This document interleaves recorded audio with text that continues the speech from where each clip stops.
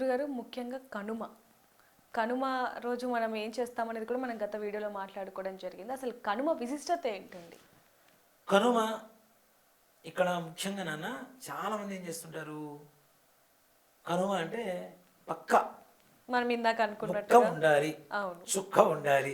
ఇది ఒక రకమైనటువంటి ఒక సంప్రదాయంలాగా తీసుకొచ్చేసారు. అంటే గురుగారు భోగి రోజు సంక్రాంతి రోజు పద్ధతిగా పూజలు చేయాలి దేవుడికి. కనుమ రోజు మాత్రం అల్లుళ్ళని బంధువులను పిలిచి మీరు అన్నట్టుగా ముక్క ఉండాల్సిందే అంటూ ఉంటాము. బాగుంది నాన్న.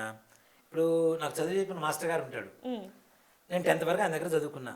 అంతవరకు మాస్టర్ గారు మాస్టర్ గారు మాస్టర్ గారు అని. ఆ తర్వాత 10th పాస్ అయిపోయి కాలేజీకి వచ్చిన తర్వాత ఎరా అంటే ఎట్లా ఉంటుంది? బాగోదు. ఇది అంతే కదా మరి. ఇది అంతే కదా నాన్న.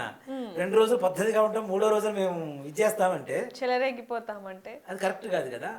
కనుమ పండుగ దేనికోసం చేస్తాను నాన్న? ఎవరి కోసం చేస్తాం? మన కోసం కాదు, మన పశు సంపద కోసం చేసేటువంటి రోజు, పూజ చేసేటువంటి రోజు. కనుమ రోజు ఇంట్లో ఉండేటువంటి రైతులు ప్రతి జంతువు అంటే వాళ్ళకు ఉండే గేదెలు కావచ్చు, ఆవులు కావచ్చు, దున్నపోతులు కావచ్చు, లేదంటే ఎద్దులు కావచ్చు, అన్నింటిని కూడా చక్కగా శుభ్రంగా గడ్డి పెట్టి నీళ్లు పెట్టి శుభ్రంగా రుద్దుతారు. వాటిని మంచిగా మిలమిలమిల మెరిసిపోతుండే జంతువులన్నీ కూడా.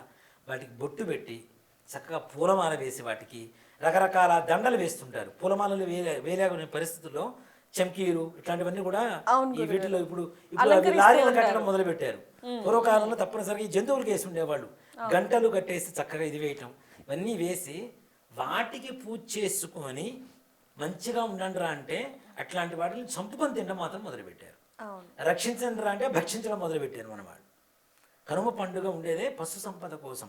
ఎన్ని గోవులు ఎన్ని పశువులు ఇంట్లో ఉంటే వాళ్ళకంత సంపద ఉన్నట్టుగా లెక్క. ఇప్పటికీ నాన్న సౌత్ ఆఫ్రికాలో ఒక జాతి, కొండ జాతి వాళ్ళు, వాళ్ళ దగ్గర గోవులు ఎన్ని ఉంటే వాడికిచ్చి వాళ్ళ అమ్మాయిని పెళ్లి చేస్తారు. ఇప్పటికీ వాడే కోటీశ్వరుడు. ఎన్ని గోవులు ఉంటే అంత కోటీశ్వరుడు, అంత గొప్ప వ్యక్తి. అతనికి ఇచ్చి ఏరి కోరి పెళ్లి చేస్తారు. అమ్మాయిని కూడా ఏరి కోరుకొని పెళ్లి చేసుకుంటారు. గొప్ప అంటే ఇక్కడ ధనం కోసమని కాదు, పశు సంరక్షణ అనేటువంటిది. అవునా? పశువుల పట్లే దయగా ఉన్నవాడు ఇంట్లో భార్య పట్ల ఎంత దయగా ఉంటాడు, ఎంత ప్రేమగా ఉంటాడు. అవునా? పండగ రోజున వాటిని కోసుకు తినేవాడు రేపటి రోజున పండగ అయిపోయిన తర్వాత వండి పెట్టిన పెళ్ళాన్ని కొట్టడానికి గ్యారంటీ ఏముంది? తల్లిదండ్రులు రోడ్డు మీద పడేయడం గ్యారంటీ ఏముంది? అవునా? పశువుల్నే ఏదైతే గౌరవిస్తున్నాడో వాడన్నింటినీ గౌరవిస్తాడు. మన హిందూ సంప్రదాయం అదే కదా నాన్న. చెట్టు పుట్ట రాయి రప్ప పశువులు అంత దేనికి నాన్న? మనల్ని కాటేస్తే చచ్చిపోతాం అనుకున్న విష సర్పాలను కూడా పూజ చేసేటువంటి సంస్కృతి మనది. అవునా?